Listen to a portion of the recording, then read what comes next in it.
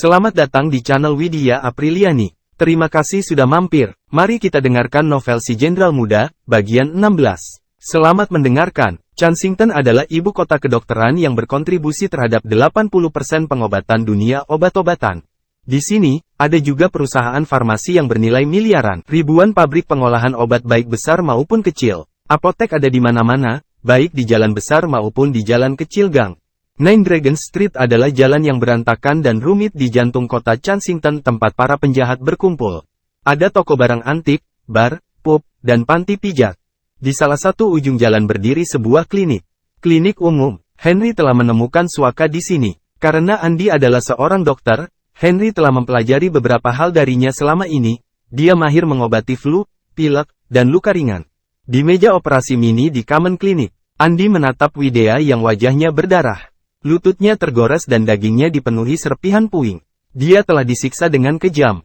Dia kehilangan banyak darah dan kelelahan, dia pingsan. Andy memasang tampang kosong dan menakutkan. Memeluk wajah Widya, ekspresi kerasnya pecah, menunjukkan sedikit rasa malu. Air mata menggenang di matanya dan mulai menetes ke wajahnya.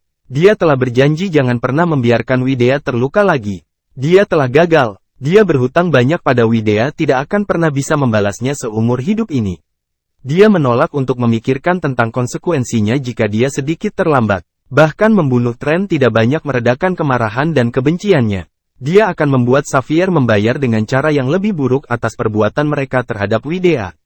Dia mengambil kotak obat dan mulai membersihkan luka di wajah Widya dengan hati-hati. Jenderal Xavier, itu bukan saya. Saya tidak melakukan apapun. Tolong lepaskan saya. Andy tidak sengaja menyentuh lukanya, menyebabkan Widya berteriak. Dia meringkuk seperti posisi janin, sedikit gemetar. Andy merasa seperti ditusuk. Dia tersedak, hampir menangis lagi. Dengan cepat mengambil jarum suntik, dia menusukkannya pada Widya. Itu akan membuatnya tetap tenang, dan mematikan rasa pada lukanya, meminimalkan rasa sakitnya. Widya akhirnya santai. Andy membersihkan lukanya dengan hati-hati, mengoleskan obat, dan membalutnya. Henry telah kembali, tapi dia menyingkir, karena tahu lebih baik untuk tidak mengganggu Andy. Andy membalut luka di wajah dan kaki Widya sebelum membawanya ke rumah kecil di belakang klinik. Dia menempatkannya di tempat tidur dan menutupinya dengan selimut, memegang tangannya erat-erat. Dia tidak pernah meninggalkan sisinya. Henry berjaga di pintu masuk, juga tidak bergerak. Seluruh Kensington terkejut. Dalam upaya membangun kembali kerajaan mereka, Xavier telah memasang jebakan di lelang menjual barang-barang murah dengan harga setinggi langit, berhasil mengumpulkan sejumlah besar uang. Trent Xavier bahkan mengincar keluarga Callahan. Tak seorang pun menyangka hal itu, pria bertopeng hantu, pembunuh Warren Xavier, penampilan, membunuh Trent di tempat tersebut. Masih bersama channel Widya Apriliani, mari kita lanjutkan novel Si Jenderal Muda, bagian 17. Polisi telah melakukan penyelidikan, tetapi Trent Xavier adalah orang penting, otoritas terkait lainnya juga ikut terlibat. Tidak ada yang punya pembaruan setelah itu. Diam-diam, malam berlalu, matahari terbit, menyinari dunia dengan terang. Warga bangun, bersiap-siap, dan memulai hari baru. Di pagi hari, kantor ketua, gedung surgawi. Tuan Yates, sesuatu yang besar terjadi tadi malam. Seorang wanita cantik nan seksi berdiri di samping Alex, menceritakan apa yang terjadi di lelang Xavier kemarin. Trent Xavier menculik Widya dan keluarganya. Alex tercengang saat mendengar ini. Dia melanjutkan dengan bertanya, apakah Trent mati di akhir? Ya Pak. Menurut sumber berita, Trent akan menghabisi keluarga Callahan sebelum datang setelah Celestial. Sebelum dia bisa melakukan apapun pada Widya Callahan, seorang pria bertopeng hantu muncul. Dia pembunuh Warren Xavier, dan dia juga membunuh Trent. Alex melambaikan tangannya. Cukup, sekretarisnya pergi. Alex tersenyum muram, bergumam pada dirinya sendiri, menyentuh Widya itu seperti meminta kematian. Apa artinya wakil komandan perbatasan barat? Bahkan, Raja Blite dari barat harus menyerah pada naga hitam. Lagi pula Alex tidak pernah terlalu memedulikan keluarga Xavier atau Callahan. Di klinik umum, setelah istirahat malam yang nyenyak, Widya bangun. Ketika dia sadar, sepasang tangan kuat memegangi tangannya. Dia merasa tanpa tulang dan lemas. Dia ingin bangun, tapi wajahnya terbakar. Dia berteriak. Andy memegang erat tangan Widya, tertidur di tempat tidur. Teriakan Widya membuatnya tersentak bangun. Dengan cemas, dia berkata, sayang, kamu sudah bangun. Mendengar suara yang familiar, Widya bertanya dengan lemah, Andy, aku di mana? Andy menjawab, Anda berada di klinik umum. Klinik itu milik seorang teman. Keluarga Anda kemarin dalam masalah. Semua orang telah diculik. Saya cukup beruntung. Untuk menghindari penangkapan, diam-diam mengikuti mereka ke Kensington Hotel. Ketika saya sampai di sana, aku melihatmu tergeletak di jalan di luar, jadi aku membawamu ke sini. Andi tidak ingin Widya mengetahui identitas aslinya. Widya hanyalah orang biasa. Jika dia tahu, dia akan sangat terpengaruh. Yang dia inginkan hanyalah Widya mengalami kehidupan yang bebas dari rasa khawatir. Maaf, aku tidak bisa melindungimu. Andi menyalahkan dirinya sendiri atas apa yang terjadi. Widya teringat apa yang terjadi tadi malam, merasa bersalah. Dia menangis. Mengapa? Kenapa aku? Tadi malam, dia merasa putus asa karena disiksa. Melihat ke wajah Trent Xavier, dia merasa putus asa dan tak berdaya. Dia berdoa dan memohon agar dia melepaskannya, tapi dia hanya memotong wajahnya secara perlahan. Dia mulai menangis dengan sungguh-sungguh. Andi meremas tangannya erat-erat, berkata, "Maaf. Aku minta maaf, seharusnya aku pergi bersamamu." Dia terus meminta maaf. Dia telah mengecewakannya. Jika bukan karena dia, Widya tidak akan berada dalam situasi ini. Widya muak menangis, atau mungkin dia kelelahan.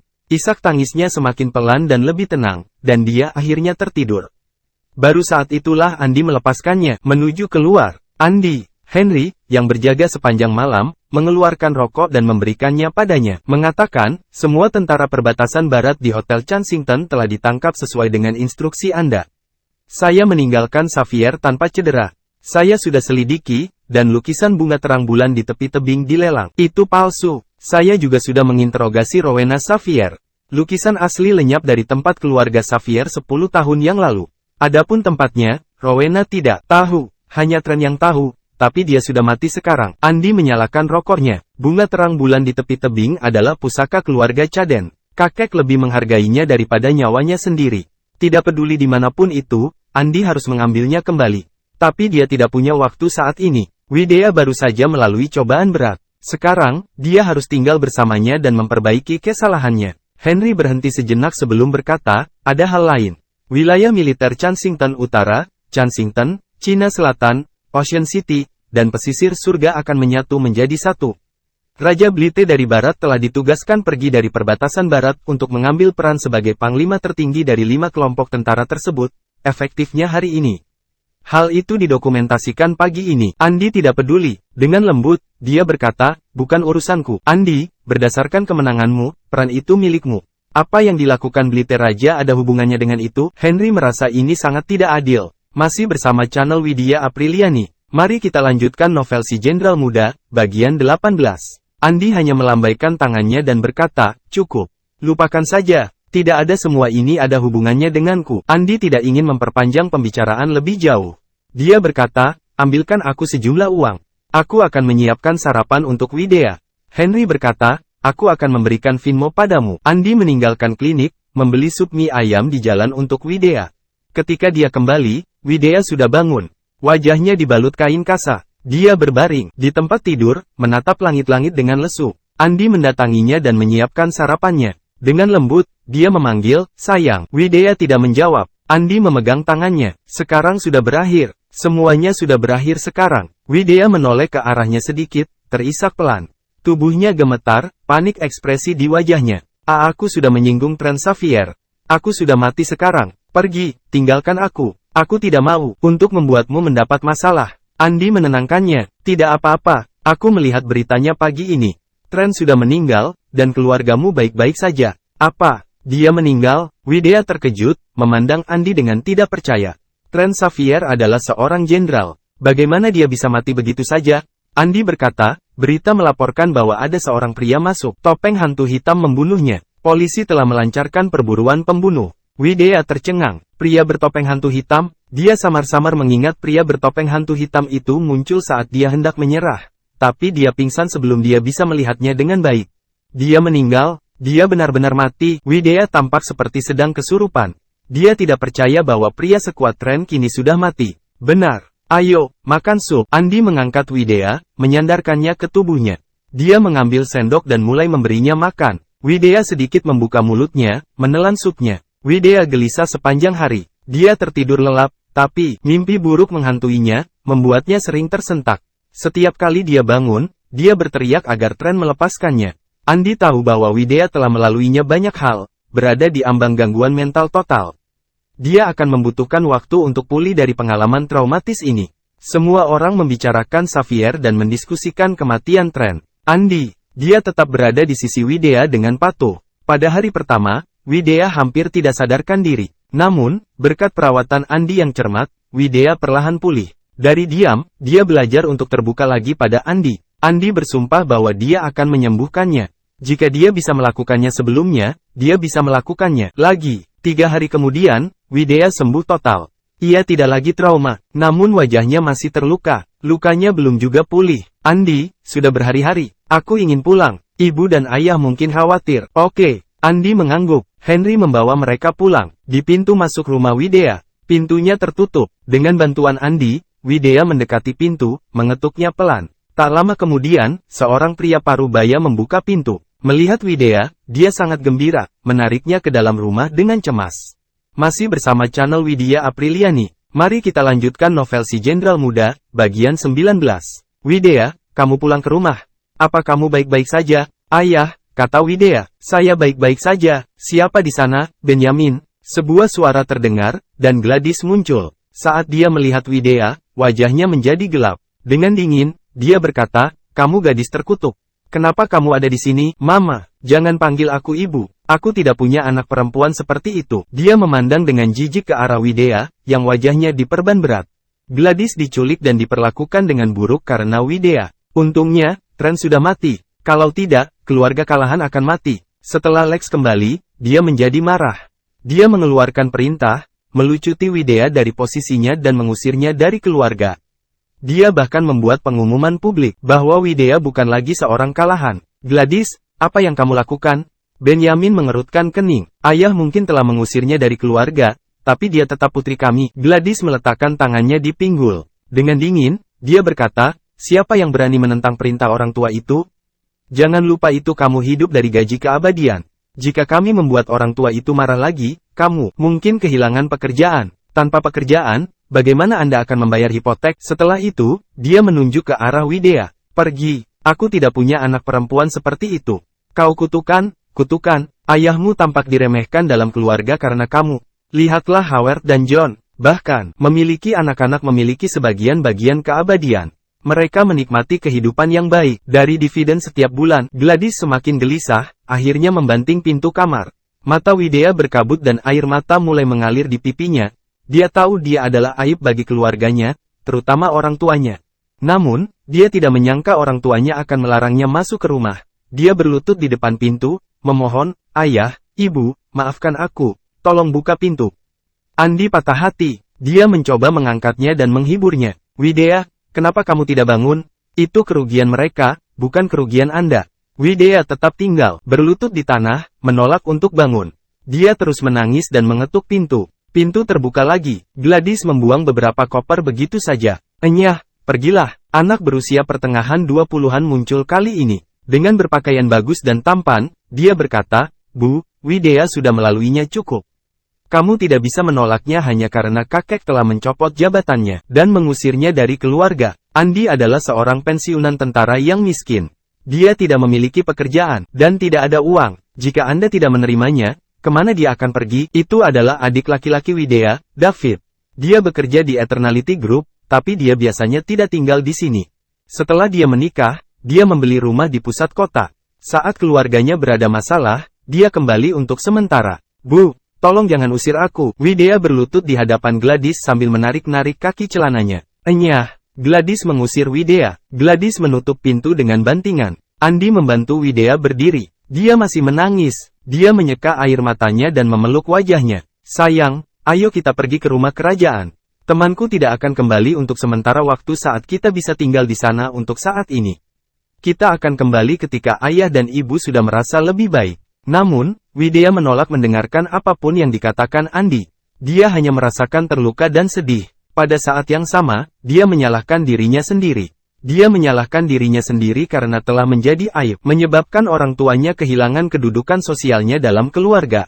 Dia menguburkannya, dirinya ke dada Andy, menangis sepenuh hati. Tidak berguna, aku memalukan, aku membenci diriku sendiri. Mengapa saya mengalami semua itu dalam api? Bertahun-tahun lalu, Saya menyesalinya, aku sangat menyesalinya. Widya hanya berakhir dalam situasi ini karena dia mengalami kebakaran 10 tahun yang lalu. Kalau bukan karena kejadian itu 10 tahun yang lalu, hidupnya akan benar-benar berbeda. Hati Andi terpelintir apa yang dikatakan Widya. Rasa bersalahnya meluap ke permukaan. Memeluk erat Widya yang menangis. Dia meminta maaf padanya berulang kali. Masih bersama channel Widya Apriliani. Mari kita lanjutkan novel Si Jenderal Muda, bagian 20. Aku minta maaf. Aku minta maaf. Oh, bagaimana dengan kakek? Kita masih bisa berbicara dengannya. Widya, yang masih menangis, tiba-tiba tersadar. Dia menarik-narik Andi lengan sambil berkata, ayo bicara dengan kakek. Dia paling mencintaiku saat aku masih muda. Dia tidak akan pernah mengusirku. Kita bisa memohon padanya untuk menerimaku. Dia meraih Andi, menariknya ke belakangnya. Melihat wajah Widya yang menangis, hati Andi berdebar kencang. Dia berkata, tenang, ayo pergi ke villa sekarang dan bicara dengannya. Ya, ayo pergi sekarang. Widya baru saja lepas dari cengkeraman tren. Ditambah lagi dengan diusir dari keluarga, dia berisiko mengalami gangguan mental. Bodohnya, dia berpikir bahwa dia akan diterima lagi di keluarga setelahnya berbicara dengan Lex di villa mereka. Namun, dialah yang pertama kali mengusirnya. Andi tidak punya pilihan. Dia harus menenangkan Widya dan memastikan emosinya tenang, stabil sebelum memutuskan apa yang harus dilakukan selanjutnya. Dia tidak ingin menghilangkan harapannya, jadi dia membawanya ke villa. Segera, mereka sampai di pintu masuk villa. Widya membunyikan bel pintu dan mulai mondar-mandir dengan cemas. Pintu terbuka setelah beberapa saat. Itu adalah Tommy, putra Hawer. Begitu dia melihat Widya, dia mulai berteriak, Widya Kalahan, kamu sial. Kamu masih hidup, apa yang kamu lakukan, kembali ke sini. Memukul. Andi menamparkan Tommy. Ketika ibu Widya memarahinya, Andi menahan diri untuk menghormati karena dia sudah lebih tua. Namun, Tommy tidak dalam posisi menegur Widya. Tamparan Andi sangat kuat hingga membuat wajahnya langsung memerah berputar dalam lingkaran sebelum jatuh ke tanah. Tommy kehilangan akal sehatnya beberapa detik. Telinganya mulai berdengung. Beberapa detik kemudian, dia mengumpulkan keberanian dan bereaksi. Bangun dan menunjuk ke arah Andi, dia berteriak, bagaimana? Beraninya kamu memukulku? Aku akan membunuhmu. Tommy mengangkat tinjunya, siap memukul Andi. Apa ini? Lex mendekat, bersandar pada tongkatnya. Dia mengenakan jas biru. Dengan tegas, dia berkata, mengapa kamu membuat keributan seperti itu? Apakah tidak masuk rumah? Tommy tampak kecewa sambil menggerutu. Kakek, Andi memukulku. Berani sekali dia, bagaimanapun, ini adalah rumah kita. Di sisi lain, Widya berlutut, ekspresi memohon di wajahnya. Kakek, tolong jangan usir aku. Dasar bocah. Lex marah ketika melihat Widya. Itu karena dia seluruh keluarga hampir musnah. Dia mengangkat tongkatnya dengan kepala naga, hendak menyerangnya. Pada detik terakhir, dia menahan diri. Sambil menunjuk keluar, dia meraung, Widya, kamu telah diusir dari keluarga.